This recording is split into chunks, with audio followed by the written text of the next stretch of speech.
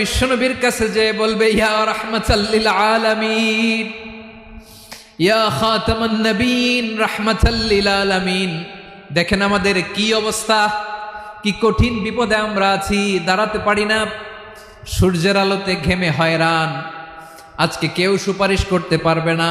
সব নবীরা অপারগতা স্বীকার করেছে, তারা বলেছে আপনি ছাড়া কেউ নাকি আল্লাহর সামনে দাঁড়াতে পারবেন না, আপনি একটু সুপারিশ করেন।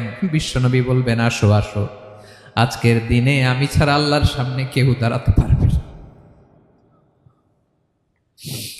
বিশ্বনবী মাকামে মাহমুদে যে আল্লাহু আকবার বলে সিজদায় লুটিয়ে পড়বেন,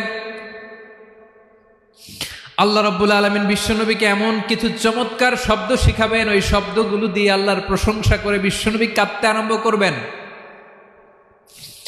বিশ্বনবী এমন ভাবে অজর দ্বারায় সিজদায় লুটিয়ে পড়ে কাঁদবেন, রব্বুল আলামিনের রহমতের দরিয়ায় জোশ লেগে যাবে।